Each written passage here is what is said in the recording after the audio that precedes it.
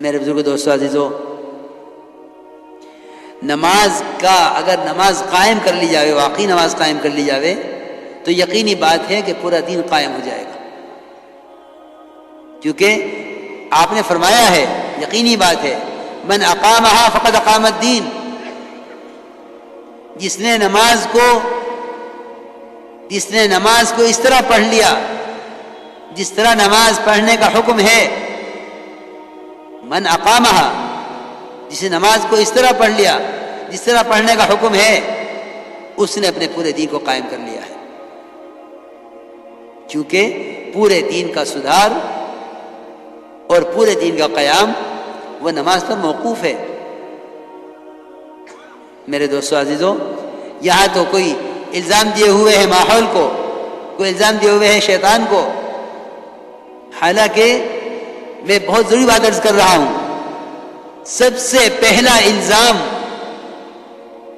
بے دینی کا، سب سے پہلا سبب وہ تو میری اپنی نماز ہے، وہ تو میری اپنی نماز ہے، تو یہ بات دیکھنے کی ضرورت ہی نہیں ہے۔ حکام بدلیں گے تو حالات بدل جائیں گے، ماحول بدلے گا تو حالات بدل جائیں گے، نہیں، سارے دین کا مدار تیری اپنی نماز پر ہے، اس لیے کہ بات حق ہے، من اقامہا فقد اقام الدین، جو نماز کو اس طرح پڑھ لے جس طرح پڑھنے کا حکم ہے۔ میرے دوست بزرگوں عزیزوں، اگر خدا کی قسم نماز کی طرح پڑھ لی جاوے تو دین کے کسی شعبے کا کوئی حکم ٹوٹ نہیں سکتا، یہ یقینی بات ہے۔ میں بات کر رہا ہوں نماز پڑھنے والوں کی، نماز چھوڑنے والوں کا تو کوئی ذکر ہی نہیں ہے، کیونکہ نماز کا چھوڑنا تو یقیناً کفر ہے، بعض کے نزدیک واجب القتل ہے اور بعض کے نزدیک واجب القید ہے کہ اس کو قید کر دیا جائے ہمیشہ کے لیے۔ امام صاحب کا مطلب تو قید کرنے کا ہے، اس لیے مسلمان سے نماز کے چھوڑنے کا تو تصور ہی نہیں کیا جا سکتا، جس طرح ایک مسلمان سے کفر کا اور ارتداد کا تصور مشکل ہے، محال ہے، اس طرح ایک مسلمان سے نماز کا چھوڑنا، اس کا تصور مشکل ہے، محال ہے، ممکن نہیں ہے، کیونکہ یہ ممکن ہے اور ہوا ہے کہ غیروں نے نماز پڑھ لی ہے۔ میں نے ابھی عرض کیا تھا واسع بن اسقا کا واقعہ کہ نماز پہلے پڑھی انہوں نے، اسلام بعد میں قبول کیا۔ یہ تو ممکن ہے کہ ایک کافر نماز پڑھ لے، مگر یہ ممکن نہیں ہے کہ ایک مسلمان نماز چھوڑ دے۔ یہ تو ممکن ہے کہ کافر نماز پڑھ لے، یہ ممکن نہیں ہے کہ ایک مسلمان نماز چھوڑ دے۔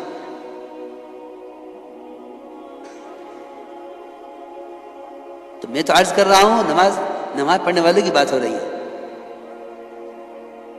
کہ نماز پڑھنے والوں کی بے دینی کا کیا سبب ہے، کہ نماز پڑھنے والوں کی بے دینی کا سبب ان کی نماز کی خرابیاں ہیں۔ کبھی نہیں غور کیا اس پر، کبھی غور نہیں کیا اس پر۔ میں جو عرض کر رہا تھا شروع سے کہ دعوت اور عبادت کا جمع کرنا اصل ہے، جمع کرنا یہ نہیں ہے کہ نماز پڑھ لی، بلکہ ابن عباس اور عبداللہ ابن مسعود دونوں کا قول ہے کہ جس شخص کی نماز اس کو منکر سے نہیں روکتی، اس کی نماز اس کو اللہ سے دور کرتی رہتی ہے۔ نماز تو اللہ کے قرب کا سبب ہے، مومن کی معراج ہے، پھر یہ کیسے ممکن ہے کہ نماز اللہ سے دوری کا سبب بنے؟ اس سے زیادہ قرب کا تو کوئی موقع نہیں ہے، تو مومن کی معراج ہے۔ اللہ مجھے معاف فرمائے، کیا نماز پڑھنے والوں کی نماز اور کیا نماز پڑھانے والوں کی نماز۔ صلو کما رأیتمونی اصلی، صرف ایک نماز کو نمونہ بنایا گیا ہے، صرف ایک نماز نمونہ ہے، باقی خدا کی قسم کسی کی نماز نمونہ نہیں ہے۔ صلو کما رأیتمونی اصلی، کہ نماز اس طرح پڑھو جس طرح مجھے پڑھتا ہوا دیکھ رہے ہو۔ صحابہ کرام نے آپ کی نماز کو جس طرح دیکھا اس طرح نقل کر دیا۔ اس لیے حدیث میں آتا ہے کہ جو شخص رکوع سے اٹھنے کے بعد اپنی کمر کو سیدھا نہ رکھے اللہ اس کی نماز کی طرف نظر اٹھا کر نہیں دیکھتے. صحیح حدیث ہے. من لم يقم صلبه بين الركوع والسجود لم ينظر الله الى صلاته، کہ اللہ اس کی نماز کی طرف نظر نہیں اٹھا کر دیکھتے کہ یہ کیا کر رہا ہے. میرے دوستوں میں عرض کر رہا، دین کا کمال نماز کے کمال میں ہے. دین کا کمال نماز کے کمال میں ہے کہ اپنی عبادات کے اندر کمال پیدا کرو. ایک جگہ اجتماع تھا، ہمارا وہاں جانا ہوا. جوڑ تھا سنا پرانوں کا. اب میں نے نماز کے بعد، مغرب کی نماز کے بعد بیان تھا، 2 رکعت سنتیں پڑھی، 4 رکعت اوابین پڑھی.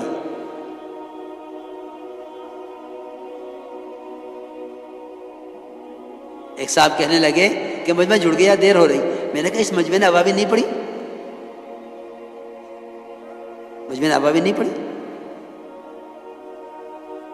اس کا مطلب تو یہ ہوا کہ ہم دعوت میں لگے ہوئے ہیں عبادت کے شوق کے بغیر. یاد رکھنا یہ بات کہ اگر اس کام سے عبادت کی لذت محسوس نہیں ہوتی تو استدراج کا خطرہ ہے. اگر دعوت سے عبادت کی لذت حاصل نہیں ہوتی اور عبادت کا شوق نہیں پیدا ہوتا تو استدراج کا خطرہ ہے. کیونکہ دعوت سے جن عبادات میں کمال پیدا کرنا تھا، یہ دعوت کے لیے ان عبادات کے ساتھ کھیل رہا ہے. جلدی جلدی نماز پڑھو، مشورہ کرنا ہے. جلدی جلدی نماز پڑھ لو، پھر بیان کرنا ہے. اس کی نماز اس کو میں دے کے ماری جاوے گی میلے کپڑے کی شکل میں. اس لیے کہ عبادت کا استخفاف کفر ہے. کفر، عبادت کو ہلکا سمجھنا کفر ہے. کفر ہے عبادت کو ہلکا سمجھنا کفر ہے. نماز کے بارے میں فرمایا ہے من استخف او جحد فقد کفر. نماز کو ہلکا سمجھا، اس کے انکار کیا کہ وہ تو کفر کے راستے پہ پڑ گیا. کیونکہ کفر اسلام کے درمیان رکاوٹ ہی نماز ہے. نماز نہ ہو تو پھر کفر ہی کفر ہے. تو میں حیران ہو گیا. میں نے کہا ابھی میں نے 4 رکعت اوابین پڑھی، مجمع جمع ہو گیا. اس سارے مجمع نے اوابین کیوں نہیں پڑھی؟ کیونکہ صحیح حدیث ہے کہ جو شخص مغرب کی نماز کے بعد 6 رکعت اوابین کی پڑھ لے، بعض نے 2 سنتوں کو شامل کیا ہے، بعض نے نہیں کیا ہے، 4 پڑھ لے یا 6 پڑھ لے، کہ جو شخص مغرب کے بعد اوابین میں 4 رکعت یا 6 رکعت پڑھ لے کہ اس کو اس 6 رکعت پر 12 سال کی عبادت کا پورا ثواب ملتا ہے. کتنے سال کی عبادت؟ 12 سال کی عبادت. 12 سال کی عبادت کا ثواب مغرب کے بعد کی 4 رکعت اوابین. خوب تھک کے سو گئے، تہجد چھوٹ گئی. دیکھو یاد رکھنا، دعوت کی محنت میں سب سے زیادہ مدد رات کے قیام سے ملے گی، اور اس کی ہمارے ماحول میں بڑی کمی ہے. بہت کمی ہے